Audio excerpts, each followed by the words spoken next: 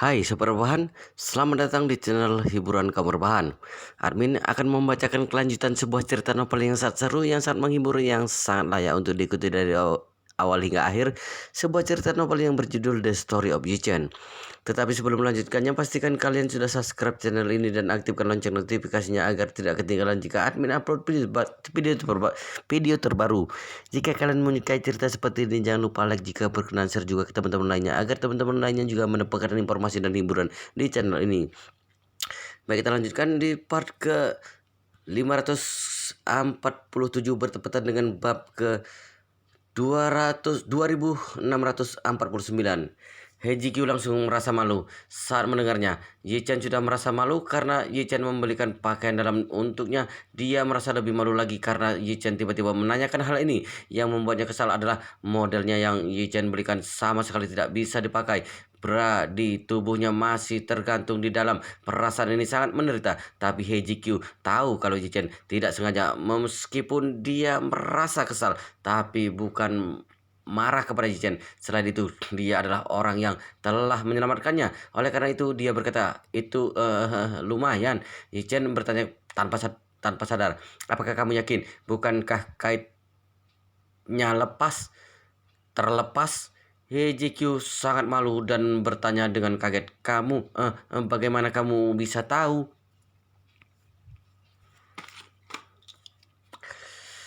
Yi-chan berkata dengan nada tidak enak, maaf, aku asal membelinya.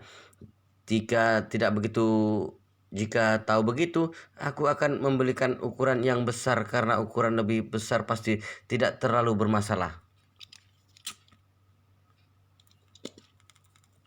Yi-chan mengeluarkan pakaian dalam yang dia beli dari sakunya. Dia awalnya ingin langsung memberikan begitu saja, tapi merasa tidak enak. Jadi dia meletakkan pakaian dalam di atas meja dan mendorongnya ke depan Heiji-Kyu. Lalu berkata dengan canggung, aku membeli yang baru dan sengaja membeli dua ukuran lebih besar. Apakah kamu mau menggantinya di kamar mandi? Heiji-Kyu bahkan mimpi pun tidak menyangka kalau Yi-chan mengeluarkan pakaian dalam dari sakunya. Yang paling membuatnya kaget adalah itu adalah merek yang baru dia lihat sewaktu duduk di mobil tadi. Ini artinya Yi-chan mengatakan dia ada urusan karena dia pergi membelinya. Pikirannya bahkan sama denganku. Heiji-Kyu langsung merasa tersentuh ketika memikirkan ini. Dia tidak menyangka Yi-chan begitu perhatian. Saat ini dia segera mengambil pakaian dalam yang diberikan Yi-chan, lalu berdiri dan berkata dengan wajah merah, terima kasih Tuan Yi. Setelah mengatakannya, dia segera pergi ke kamar mandi yang ada di dalam ruangan. Dia segera melepaskan pakaian dalam yang ukurannya tidak pas tadi. Ada bekas merah di punggungnya. Dia sangat ingin langsung membuang pakaian dalam ke tong sampah, tapi tiba-tiba memikirkan sesuatu. Ini adalah pakaian dalam pertama yang dibelikan Yi-chan untuknya, juga pakaian dalam pertama yang dibelikan seorang pria. Jadi dia menggulung pakaian dalam ini dan menyimpannya. Kemudian dia mengeluarkan pakaian dalam baru yang diberikan Yi-chan. Ukurannya sangat pas sehingga dia langsung merasa lega. Perasaan sebelumnya seperti ukuran kaki 40, tapi berjalan seharian dengan sepatu ukuran 35. Akhirnya dia merasa nyaman sekarang. Beberapa menit kemudian, Heiji-Kyu terlihat berbeda. Setelah dia keluar dari kamar mandi, dia sangat berhati-hati sebelumnya dan tidak berani bergerak terlalu banyak dan merasa tegang. Tapi sekarang ukuran pakaian dalamnya yang dibelikan ini sangat pas dan dia merasa lega setelah memakainya. Setelah keluar, kedua tangannya diletakkan di belakang dan memegang bra yang dilepaskan tadi karena takut Yi-chan melihatnya.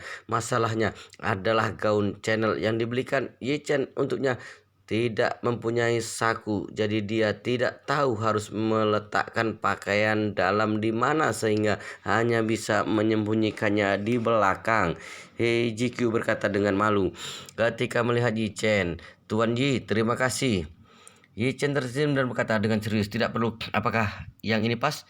Heiji-Kyu mengangguk dengan wajah merah. Pakaian dalam ini sangat pas, tapi tidak enak mengatakannya secara langsung. Jadi dia menunduk dan berkata dengan canggung, "Tolong hitung berapa banyak uang yang telah Tuan Yi habiskan. Aku akan membayar Anda nanti." Yi Chen melambaikan tangannya. "Tidak perlu sungkan. Bagaimanapun juga aku adalah bosmu kelak. Anggap saja sebagai hadiah dariku." He Ji Kyu semakin malu dan berkata dalam hati, memberikan hadiah baju tidak masalah, tapi hadiah stocking dan pakaian dalam terasa aneh. Tapi dia memikirkannya sejenak. Jika dia tidak mempermasalahkan hal ini, maka masalah ini akan selesai sekarang. Tapi masalahnya akan berlanjut jika dia bersikeras mengembalikan uangnya. Dia tidak ingin mengungkit masalah memalukan seperti ini lagi. Jadi dia segera berkata, "Karena Tuan Yi sudah berkata seperti itu, maka aku tidak akan sungkan lagi." Setelah itu dia segera berbalik dan menyembunyikan pakaian dalam di depan, lalu kembali ke tempat duduknya sambil menunduk. Saat ini He Yuanjiang mendorong pintunya dan masuk sambil tersenyum. "Aku pergi melihatnya dan bingung membuat pilihan. Tuan Hongwu memperkenalkan beberapa masakan, tapi aku tidak tahu apakah sesuai dengan selera kalian atau tidak." Yichen tersenyum. "Masakan restoran mereka enak. Jika tidak sesuai selera, maka bisa pesan makanan lainnya lagi." Kemudian Hongwu datang membawa 4 botol anggur Mao Tai 30 tahun dan berkata dengan hormat, "Master Yi, Profesor He, kalian minum dulu 4 botol anggur ini. Aku akan membawakan lagi kalau kurang." He Yuanjiang segera berkata, "Tuan Hongwu, aku tidak kuat minum, apalagi alkohol Mao Tai yang tinggi. Aku mungkin hanya bisa minum sedikit." Hongwu tersenyum dan berkata, "Profesor He, meskipun alkohol ini tinggi tapi tidak panas, jadi Anda bisa minum beberapa gelas." Suasana hati He Yuanjiang sangat baik dan dia berkata, "Baik." Setelah mendengarkannya, Yi Chen menuangkan anggur putih untuk He Yuanjiang dan dirinya sendiri, lalu memerintahkan Hongwu, "Hongwu, kamu siapkan minuman untuk Nona He." Hongwu hendak pergi mengambilnya, tapi He Yuanjiang berkata, "Jikyu, Yu Chen telah menyelamatkanmu. Kamu juga harus bersulang beberapa gelas padanya." He Jikyu mengangguk dengan ragu. "Baik, ayah." Yu Chen berkata, "Jikyu masih belum istirahat. Jangan minum anggur putih. Ambilkan anggur merah untuknya." Hongwu segera berkata, "Baik, Master Yi. Aku akan pergi mengambilnya." He Jikyu berterima kasih kepada Yu Chen. "Tuan Yi, aku akan memakai anggur merah untuk bersulang denganmu nanti." Yu Chen tertawa. "Kita satu angkatan, kamu langsung panggil namaku saja kelak." Yu Chen tersenyum dan tidak bicara lagi. Setelah Hongwu membawakan anggur merah, He Yuanjiang mengangkat gelas dan berkata kepada Yu Chen, "Yu Chen, putriku ini adalah satu-satunya keturunanku. Aku dan Jikyu akan bersulang kepadamu." Yu Chen segera berdiri dan mengangkat gelas. "Paman He, terlalu sungkan. Jangan katakan terima kasih lagi. Mari kita minum." He Yuanjiang berkata, "Baik, mari kita minum." He Yuanjiang sangat senang hari ini. Putri satu-satunya bukan hanya telah lepas dari bahaya, tapi juga kembali ke sisinya dengan selamat. Yang paling penting adalah dia tidak mengejar cita-cita yang tidak realistis seperti dulu lagi karena telah melihat bahaya dunia. Selain itu, putrinya telah setuju untuk membantu Yu Chen. Ini artinya dia bisa hidup bersama putrinya di Jinling. Dia tentu saja senang. Jadi, minum beberapa gelas. He Yuanjiang sedikit mabuk setelah makan. Dia terus berterima kasih kepada Yi Chen, lalu dia akhirnya berkata kepada putrinya, "Jikyu, usiamu dan Yi Chen hampir sama, tapi Yi Chen telah menikah 4 tahun. Kamu sudah seharusnya memikirkan masalah ini, bukan?"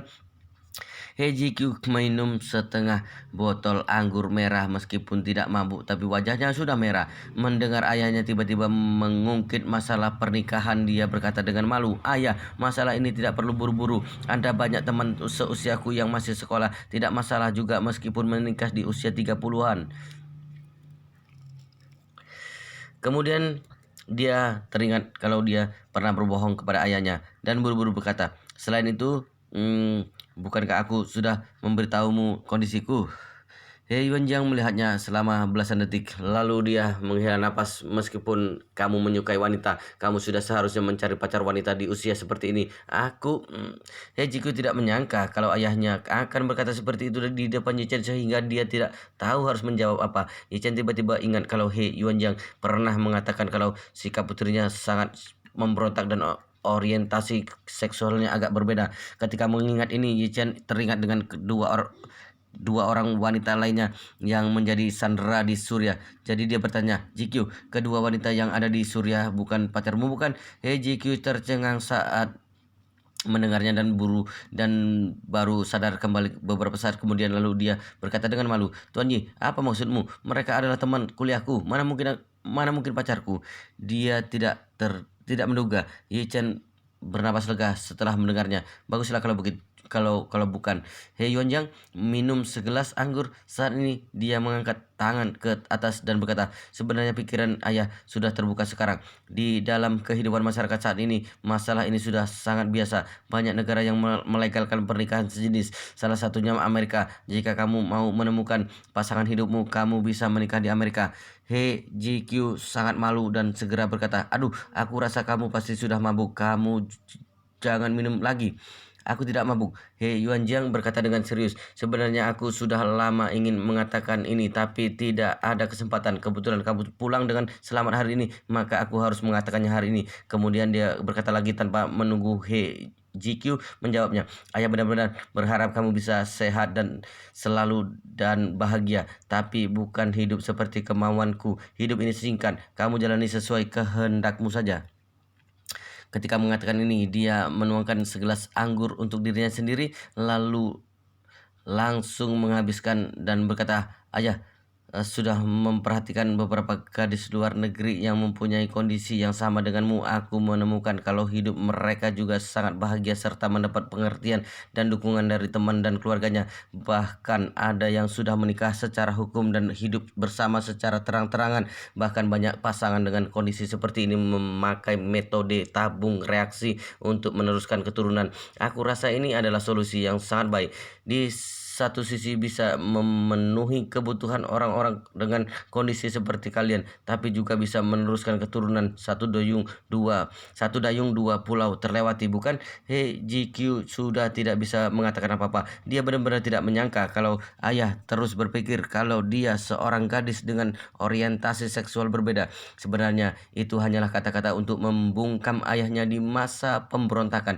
Waktu itu ayah terus meminta dirinya berpacaran dan menikah, jadi dia sering membantunya mencarikan siswa berprestasi di sekolah yang seumuran dengannya. Bahkan beberapa di antara mereka merupakan murid kebanggaannya. Tapi He GQ saat itu sama sekali tidak berpikiran untuk berpacaran. Setengah pikirannya untuk studinya, sedangkan setengahnya lagi untuk dunia. Dia sering mengikuti berbagai kegiatan peduli lingkungan dan kegiatan propaganda anti peperangan. Bahkan dia dan temannya pergi ke Suriah untuk membuat film anti perang. Saat itu dirinya dibutakan oleh nilai-nilai munafik dunia barat dan dia mengenyam pendidikan tinggi di barat, jadi merasa nilai-nilai barat itu menyelamatkan seluruh dunia, bahkan seluruh umat manusia. Orang barat terus meneriakkan perlindungan lingkungan dan penghematan energi setiap harinya. Tapi konsumsi listrik per kapita Amerika 3 kali lipat daripada Tiongkok. Amerika memiliki 5% populasi di dunia, menghabiskan 25% minyak dunia dan menciptakan 25% gas rumah kaca dunia. Anak muda Amerika mengkampanyekan perdamaian dunia setiap harinya, tapi tidak tahu kalau negara mereka adalah mesin perang global yang sebenarnya. Tapi setelah mengalami bencana di Suriah, akhirnya He GQ sadar.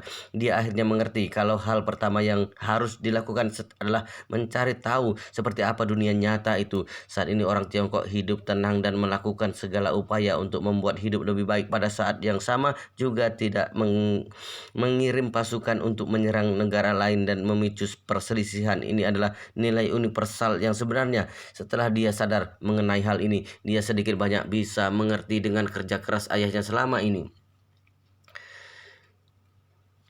Saat ini He Yuanjiang melihat Yi Chen dan bertanya, "Yi Chen, paman tidak banyak kenalan di Jinling. Kamu sudah lama di sini. Apakah kamu punya gadis yang cocok untuk GQ?" Yi Chen mengangguk dan tidak tahu kenapa muncul wajah yang familiar di otaknya, sehingga dia berkata dengan serius, "Paman He, aku kenal satu gadis yang lumayan. Kepribadiannya hampir sama dengan GQ. Namanya juga lumayan mirip. Yang satunya namanya GQ dan satunya lagi namanya Jiju. Nama mereka terdengar lumayan cocok. Bagus. He Yuanjang yang sudah mabuk segera berkata, apakah dia menyukai wanita? Jika iya, kamu cepat perkenalkan kepada GQ. Chen berkata dengan canggung, ini aku juga tidak tahu. Bagaimana kalau aku mencari kesempatan untuk menanyanya? Baik, He Yuanjang mengangguk dan berkata, mohon bantuanmu. Paman berterima kasih kepadamu dulu. He Ji-Q tidak menyangka kalau ayah mulai meminta Ji-Chen memperkenalkan teman wanitanya untuknya. Dia merasa sangat malu dan memberanikan diri berkata kepada He Yuanjang, ayah, sebenarnya aku tidak menjelaskan satu masalah padamu. He Yuanjang terlihat bingung dan segera bertanya, masalah apa? Setelah itu dia bertanya dengan panik, apakah ingin memberitahu hal yang lebih heboh? GQ, meskipun ayah tidak terlalu tua, tapi jantung ayah tidak bisa menerima hal yang terlalu ekstrim. Apakah kamu bisa memberitahu ayah secara garis besar dulu? He GQ menunduk. Dia tidak berani melihat He Yuanjang dan menjelaskan dengan canggung. Sebenarnya aku tidak menyukai wanita. He Yuanjang tidak menyadari apa yang dikatakan He GQ. Dia bertanya tanpa sadar, tidak menyukai wanita? Kamu tidak menyukai wanita, apakah masih bisa menyukai pria?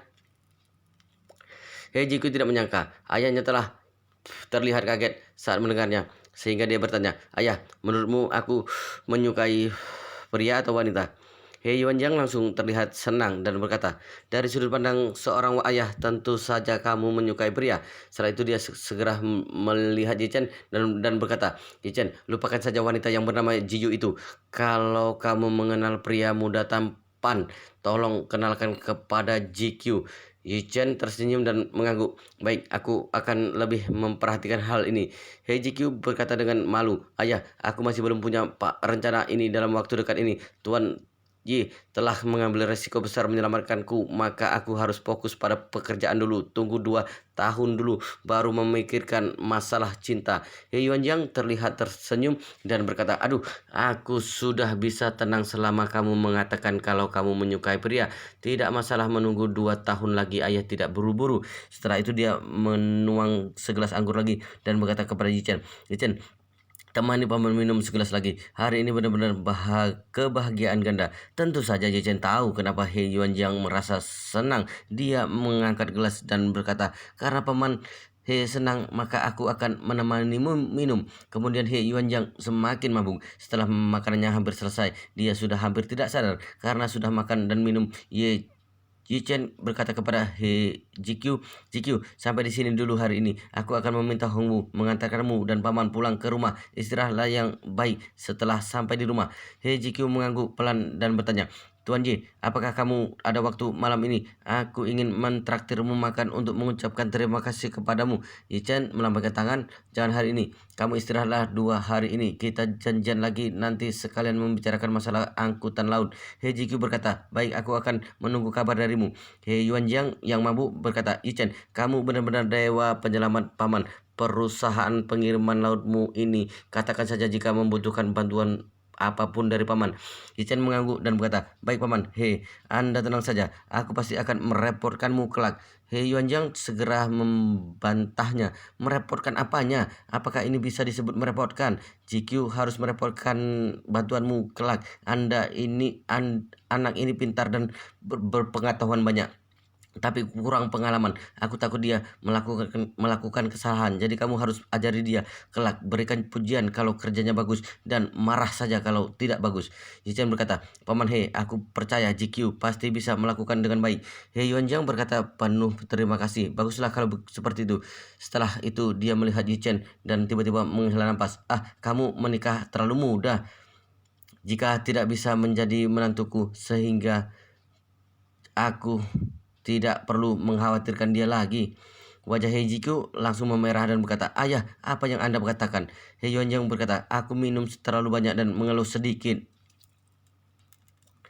Yichen berkata sambil tersenyum, kalau begitu aku akan mengantarmu pulang untuk istirahat di rumah.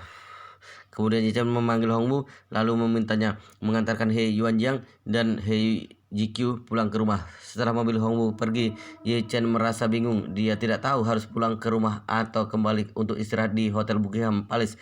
Jadi dia menelepon Chen Jekai dan bertanya, "Chen Jekai, apakah Ibu Suroli sudah berangkat?" Chen Jekai segera menjawab, "Tuan muda, aku baru saja menerima laporan dari anak buah He Yingxiu sudah naik helikopter ke bandara. Diperkirakan akan tiba di Jinling dalam waktu 3 sampai 4 jam." Ye Chen menghitung waktunya 3 jam terlalu cepat. Jadi dia tidak perlu kembali ke rumah karena istrinya pasti tidak ada di rumah pada jam segini. Jadi dia naik taksi ke hotel Buckingham Palace dan berencana istirahat di sana sambil menunggu He Yingxiu.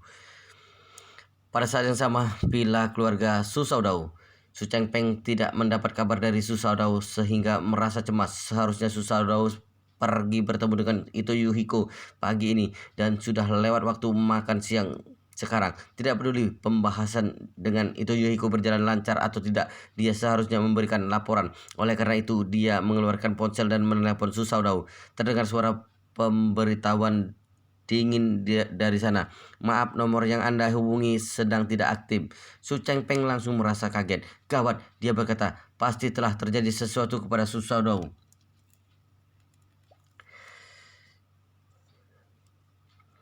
Su Ansun, pengurus rumah, segera mengeluarkan ponsel dan berkata, "Aku akan menelepon anak buah tuan muda pertama." Setelah itu dia langsung menelepon, tapi segera terdengar pemberian telepon dimatikan. Ekspresinya berubah dan menelepon beberapa nomor, namun hasilnya tetap sama. Jadi dia berkata dengan panik, "Tuan, telepon keempat tidak aktif." Su Chengpeng kaget dan berkata, "Gawat, gawat, pasti sama dengan Su Saude. Dia juga jatuh di tangan orang." Su Ansun bertanya dengan panik, "Ini siapa sebenarnya yang ada di Jinling? Apakah keluarga Yi yang berada di balik semua ini?" Su Chengpeng mengerutkan keningnya dan berkata, "Cepat pergi, suruh orang selidiki. Lihat apakah Su Shaodao meninggalkan Hotel Buckingham Palace sebelum terjadi kecelakaan. Jika tidak ada, maka keluarga Yi paling dicurigai. Aku pasti akan meminta penjelasan Yi Zhongquan." "Baik, Tuan." Su Ansun segera mencari cara, menyuruh orang mencari kabar Su Shaodao. Hasilnya segera didapatkan. Semua pihak mengatakan Su Shaodao tidak meninggalkan Hotel Buckingham Palace hari ini. Ini membuat Su Chengpeng marah. Dia tidak menyangka kalau keluarga Yi bahkan berani melakukan sesuatu kepada putranya. Selain itu, jika Su Shaodao ditangkap keluarga Yi, maka Su Saude pasti seperti itu juga. Kemudian dia menelepon Yi Zhongquan. Terdengar suara Yi Zhongquan di telepon. "Oh, saudara Su, kenapa meneleponku?" Su Chengpeng langsung marah. "Yi Zhongquan, tidak perlu menyapaku seakrab ini. Aku tanya padamu, di mana putraku Su Shaodao?" Yi Zhongquan tidak menyangka kalau Su Chengpeng langsung marah dan bertanya dengan dingin, "Benar-benar konyol. Mana aku tahu putramu ada di mana?" Su Chengpeng emosi, "Tidak perlu pura-pura. Su Shaodao tinggal di Hotel Buckingham Palace milik keluarga Yi tadi malam dan menghilang pagi ini. Jika bukan perbuatanmu, siapa lagi?" Yi Zhongquan tercengang. Dia bertanya tanpa sadar, "Su Chengpeng, apakah ini benar?" Su Chengpeng berkata dengan marah, "Omong kosong. Aku mana ada waktu untuk bercanda denganmu. Kamu harus berikan penjelasan kepadaku. Jika tidak, aku akan melawan keluarga Yi dengan nyawa tuaku ini." Yi Zhongquan langsung bisa memastikan kalau masalah ini ada kaitannya dengan Yi Chen. Tapi tentu saja dia tidak bisa mengatakannya kepada Su Chengpeng. Jadi dia berkata, "Su Chengpeng, aku bisa bersumpah kalau aku tidak tahu apa-apa. Selain itu, aku sama sekali tidak menyuruh orang melakukan sesuatu kepada putramu. Karena kamu mengatakan putramu menghilang di Hotel Buckingham Palace maka aku tanyakan kondisinya dulu. Aku akan memberikan penjelasan padamu setelah menyelidikinya." Wow, luar biasa sekali guys, ceritanya sangat seru, sangat menarik, sangat menghibur, sangat membuat kita penasaran jika tidak mengetahui cerita kelanjutannya. Tetapi sepertinya di bab ini sampai di sini dulu dan kita akan lanjutkan di bab berikutnya di video selanjutnya.